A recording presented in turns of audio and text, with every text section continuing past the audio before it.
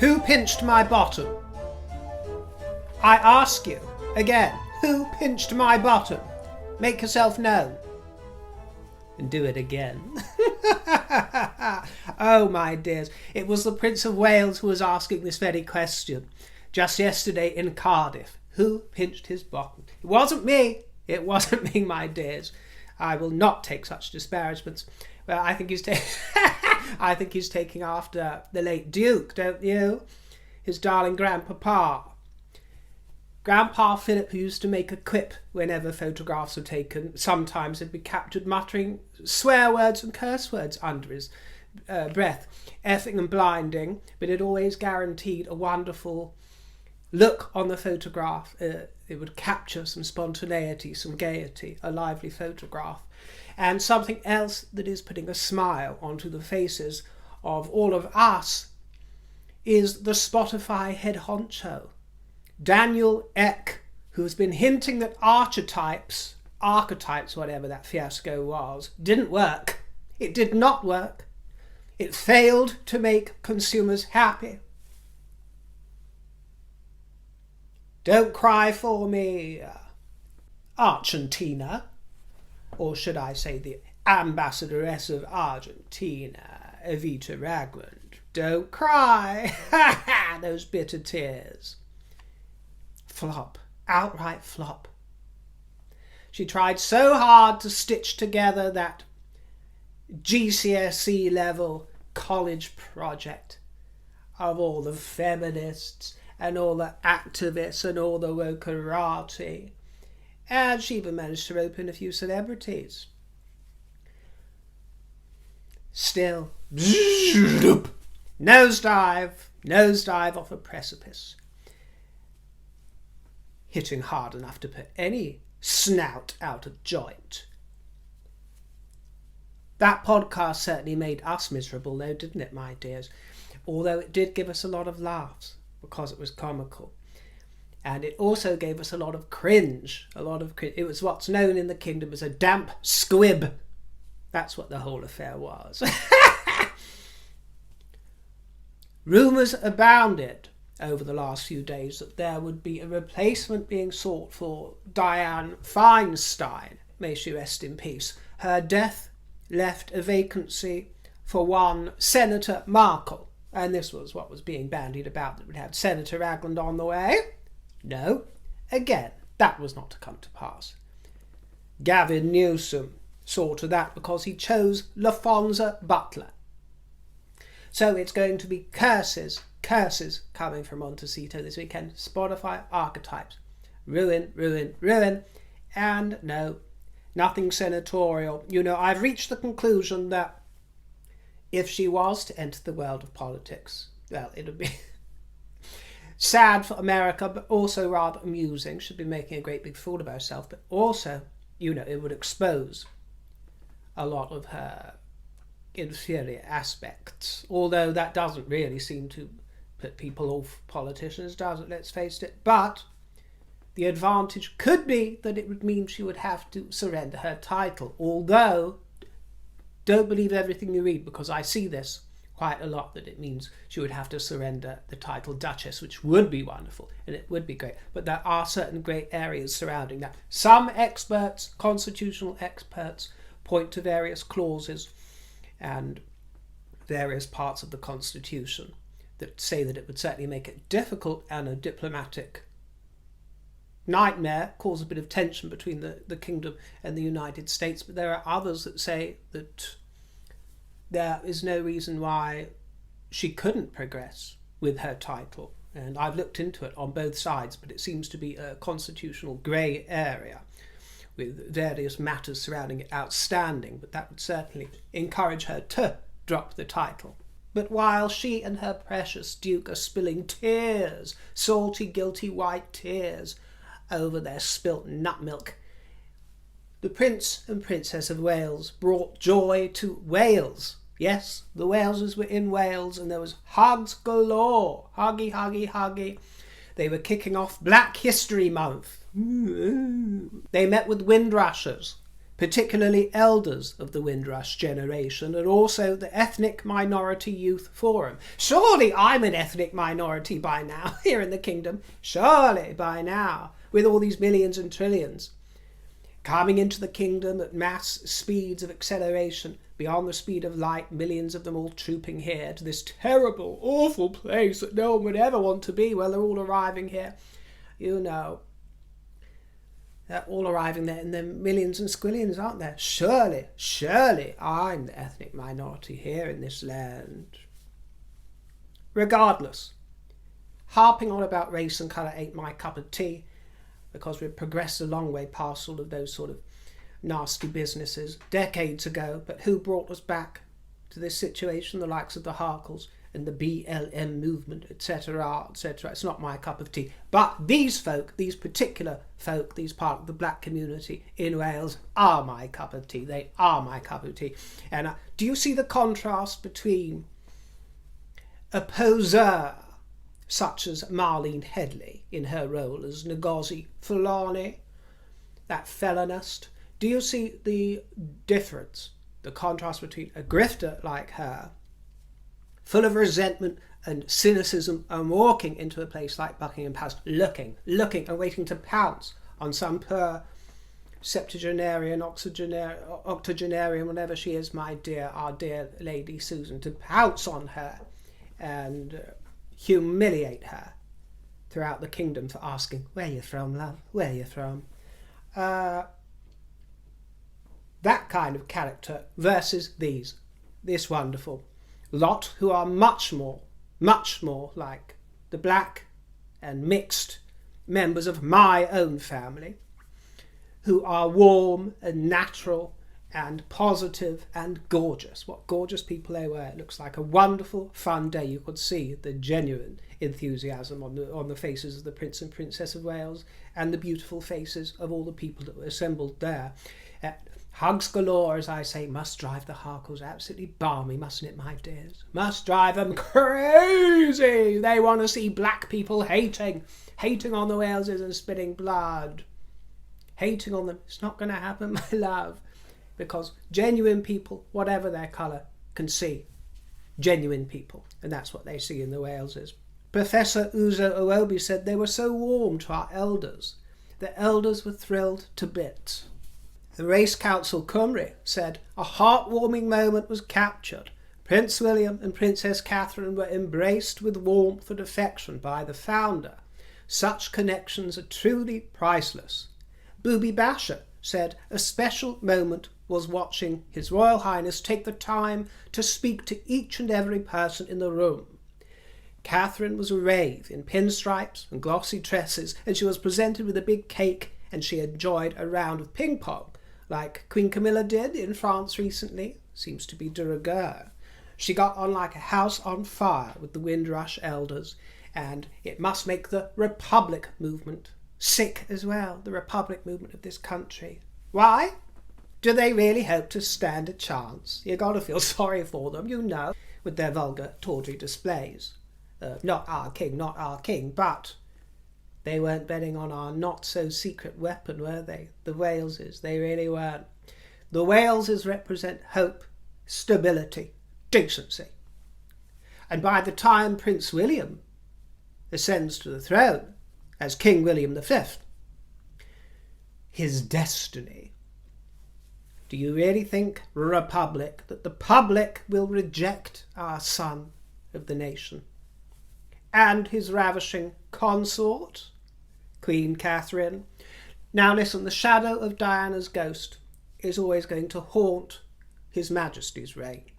Oh no, there's no denying that. I accept it. The shadow will always be there to haunt him, and Camilla. But the reign will be comparatively short in contrast to the lengthy reign of the late Elizabeth and various others. And so the aperture in time will be snapped shut against the dissenters and hoi polloi and interlopers, with a king and queen, William and Catherine, who are possessed of a popularity never before seen in history, really, you know. We've nursed and nurtured and watched Prince William growing up since before he was a twinkle in his papa's eye. Watched him.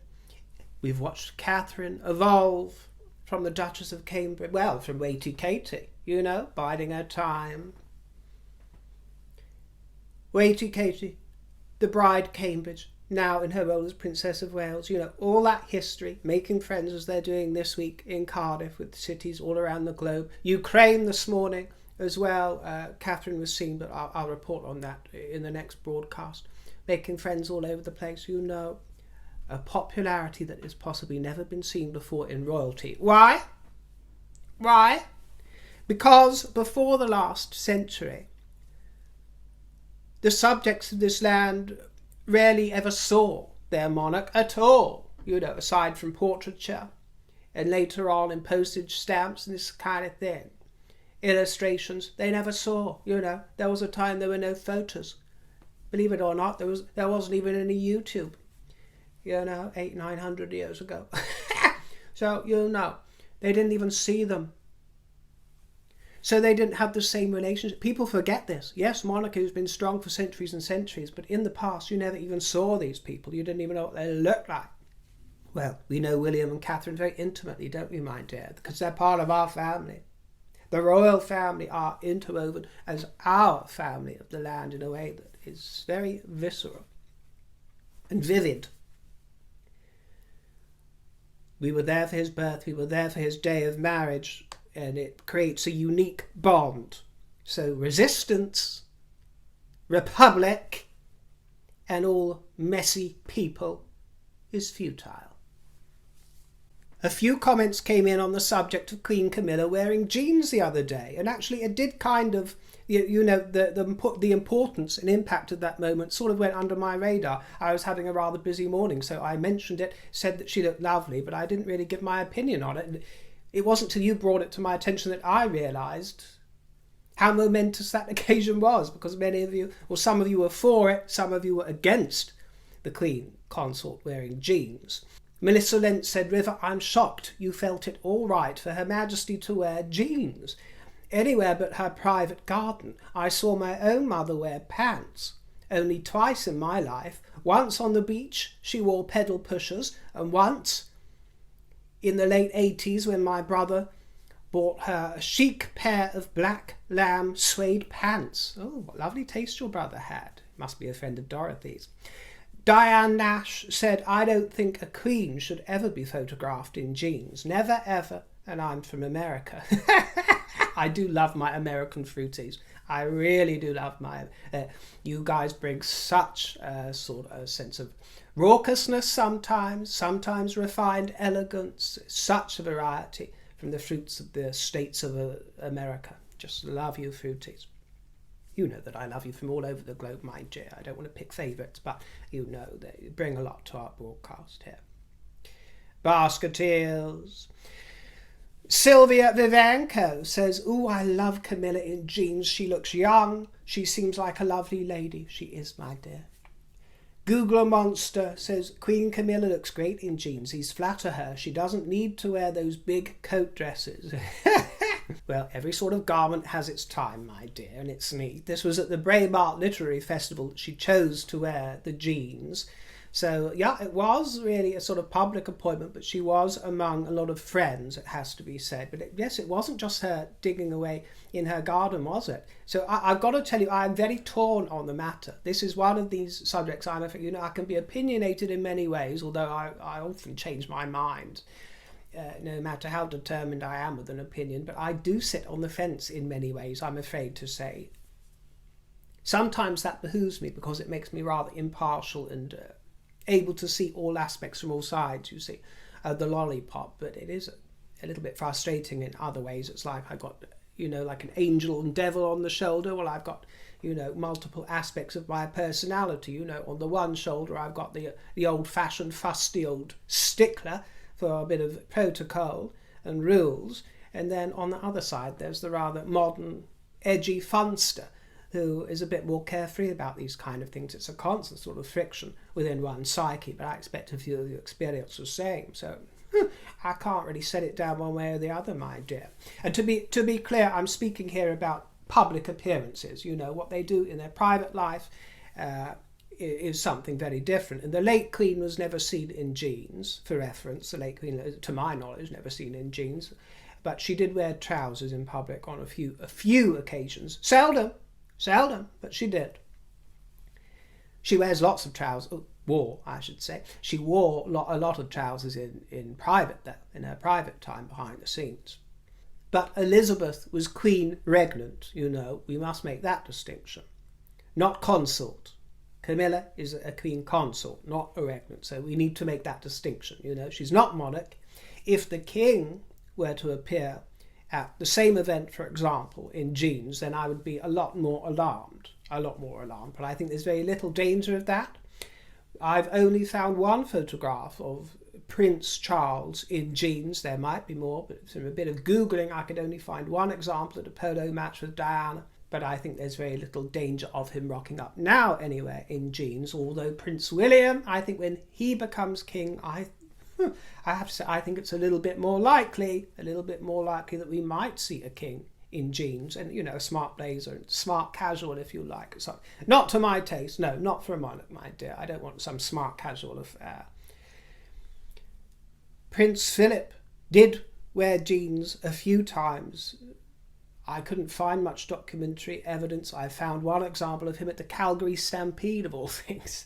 And he was kind of dressed up at a very fun-looking sort of barn dance affair, what we call a barn dance here in the kingdom.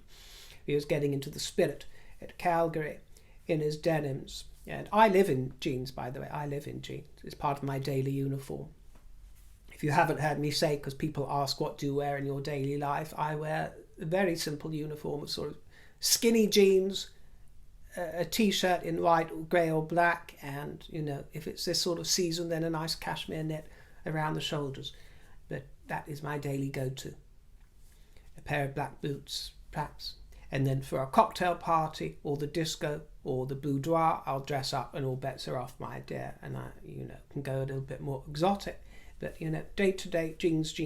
So I certainly see the appeal. But no, not for a monarch. But folk are raving about the look. They've been loving. This is the thing. This is the other reason why it's hard to deny her wearing them, even as Queen Regnant, because she looks fabulous. And they take years off her, don't they, my dear? They take years off her. Chic, youthening, the press was saying, and dare I say it, reminiscent of Diana as well. In the privacy of Highgrove or Raymill or Claret's house, you know, when they're pruning bushes, that's a different story, my dear. They can get up to all kinds of things and do what they like. But Camilla actually told Radio 5, BBC Radio 5, in an interview when she was Duchess of Cambridge, after lockdown, she said, I've been very happy with my jeans. It will be very hard to get out of them again. I'm sure the king will give you a hand, my dear. I think you get into a sort of way of life, don't you? Well, thank God she didn't start wearing tracky bottoms. Hey, when she was in lockdown, tracky bottoms or a onesie. Heaven forbid, my dear. Well, Queen Camilla loves a bit of Brucey Oldfield when she's dressing up. We know that, don't we, my dear? She likes Bruce Oldfield, whereas the late Queen Elizabeth was smitten with Stewart Parvin, wasn't she? Stewart Parvin, she loved him. And I can understand why, you know, I really can't blame her. Photos don't do Stewart Parvin as much justice as seeing him either in the flesh or in video. He's very attractive, you know, very attractive man. A lovely chap all round, super attractive, charming he is, and kind. Lovely air. I can't say it enough. His husband is a lucky man.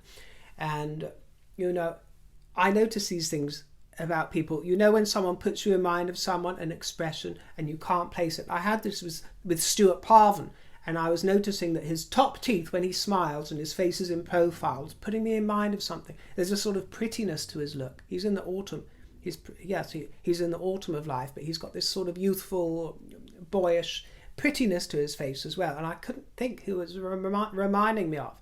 And it's actually the rock star Michael Hutchence has a very similar thing going on to the top teeth and upper lip during a smile.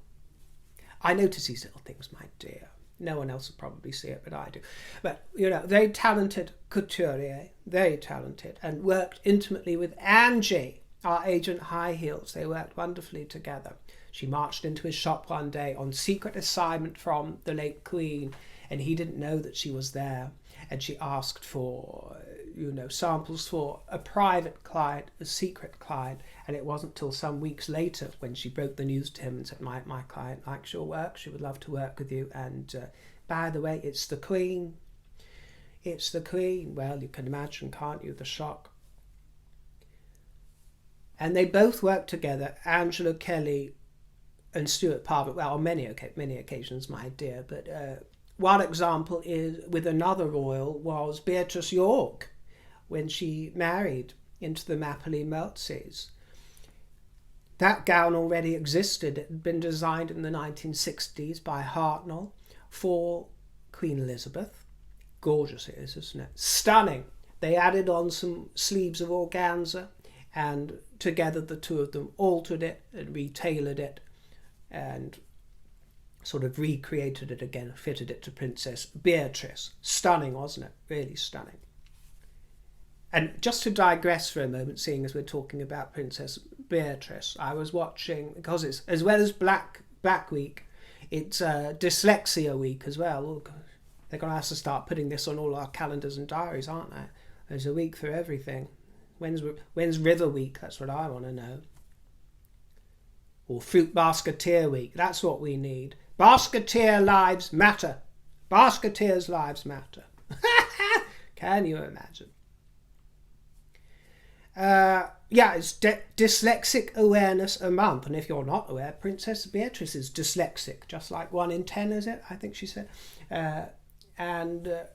She is so wonderful. She was speaking, you can find this on YouTube, and she did another interview for them years ago. Anyone who's got any doubts about the princesses Beatrice and Eugenie, look up their interviews on YouTube. They are really lovely girls, but we're talking about Beatrice at this moment.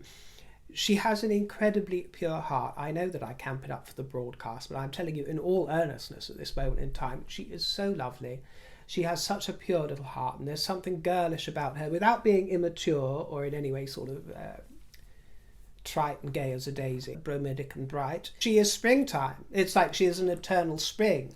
And I've seen this in some old ladies before. When she is old, when she is Princess Beatrice in her 80s and 90s, she will continue to emanate springtime.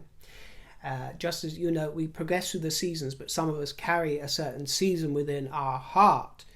And sometimes, you might see a young child who is an old soul. And it's almost as if, they're going through springtime, but they carry winter in their heart. I feel that Beatrice will be eternally springtime, which is a lovely quality to carry through into old age as well. Wonderful. And her eye, she doesn't always photograph especially flatteringly, as none of us do all the time, But her eyes, which can look startling in photographs sometimes, in this interview, they're gorgeous, beautiful, captivating. You can see exactly why darling Edo likes to look into them. You can really see it, captivating. But she spoke beautifully on the subject of dyslexia, and she is a wonderful representative for someone with dyslexia, trying to encourage an atmosphere of joy and happiness surrounding dyslexia, so that when people are diagnosed with or find out that they are dyslexic, they're actually rather enthused by it and see it as a challenge that will actually bring them benefits in their life. That is the way that she wants people to look at dyslexia. As in, oh, you've got it, I have too. Oh, fabulous, I'm part of the club, which is very healthy, isn't it? But regarding Stewart Parvin's philosophy towards dressing the late Queen, he said, I think she looks better the more tailored and understated she is, because then the clothes are a fantastic foil for her jewellery. And he tells us that the Queen didn't usually decide what she was going to wear in advance, unless it was a very particular look that she needed for a particular thing. But, for example, the Cambridge wedding, he says she wasn't really sure what she was going to wear. She ended up plumping for an Angela Kelly number in primrose yellow. But she didn't know until that morning. She looked out the window and saw that it was grey and said, "Oh, well, it's not the brightest day. I want to be in yellow." She wanted to bring cheer to a gloomy day, so that was when she decided to plump for that. And for the Golden Jubilee, he describes the process You know, he would show her 40 to 50 designs, sketches that had made up, accompanied by swatches of fabric. He would present them to the late Queen, and then she would select and return to him with her handwritten notes. But she was unfussy. She let him do his own thing. She gave him his own autonomy to, you know, be an artist in his own right. You know, once he had her trust, he had her trust. There were no multiple fittings, you know, going back a million times. You know, just she would shrug it on a couple of times, and then perhaps she would say, oh, perhaps just a little tweak to the shoulder here and there. Sometimes she would like a little tweak to the neck. She didn't like to feel encumbered by a high collar. No high collars. It had to be able to be arranged around her jewellery, her necklaces. She would always be in pearls if she wasn't in jewels. And the architecture of her hairdo had to be in mind. No brushing up against the edge of her hair. The makeup, she didn't like that coming in contact, any cosmetics, with the collar. Just practical things, you know, had to sit nicely in that way. And when she was arriving anywhere or departing by carriage or car, there could be no fussing, no fiddling, no creasing, no pulling, and no tugging. She is charming, said Stewart Parvin back then. Not demanding, she lets me do my job. No helicoptering. Do you see the difference? You would think that the Queen of the United Kingdom and all her realms might be a little bit of a nightmare boss. No. There are no, what is it they call it, Sussex survivors. There are no equivalents. Everybody that works for them, just as with the Prince and Princess of Wales, has nothing bad to say of that kind, you know. Sometimes they might whinge a bit about the pay, but no complaints of that kind, my dear. No helicoptering. No micromanagement of staff in that way. Not in the style of the Duchess of Sussex, with her flying off emails all over the night and demanding instant replies in the style of her executive board, or in the style of the Duke of Sussex performing the helicopter with his frost-bitten Elizabeth Arden tainted todger that goes on for 8 hours, no doubt, like her night cream. Stewart Parvin also created Zara's wedding gown, and he was honoured in 2016, and the Queen surprised him by wearing one of his pieces as she honoured him, a purple patterned day dress. And isn't she absolutely scrumptious there, like a scrumptious plum pudding? The Duchess of Edinburgh was kinky galinky, my dear. Kinky she was, in a leather skirt, or was it leather look? You know, one of those affairs. Leather skirt, knee-high, kinky boots, with a white floral blouse, with pretty colours, very pretty colours there. This was at the Brooklands Innovation Academy, connecting students aged 11 to 18 with scientists, engineers and mathematicians from leading businesses. She wore a black clutch and matching eyeliner, smoky, foxy eye there for our Sophie. Dominatrix vibes up in a bun. And do you notice that she is often surrounded by young bucks at these affairs, young bucks that always seem to be very taken with our cougar Duchess. They love a bit of it. And she's feeling another fantasy here in her lab coat and goggles. Will you stop sniffing and nibbling the royal hand, my dear? And at other points, she was looking very chic in shaded lunettes. She is the Grace Kelly of Bagshot. And in Nottingham, as patron of the NSPCC, she petted ponies and children and even a few volunteers. She wore a wool coat in navy and gold hardware. And as patron of the Association of Shows, she congratulated the winners of the Shetland Pony Grand National. There was a cake for Jenny, and Jenny has spent 60 years fundraising for the charity. So another handful of lovely royal things going on at the moment. I look forward to looking at a few more with you in the next broadcast. See you next time, my dears. Leave me a fruity thought, and my tip jar, if you care to treat me to a cup of coffee, is in the tip jar below. See you next time, my dear. Take care and toodle pip.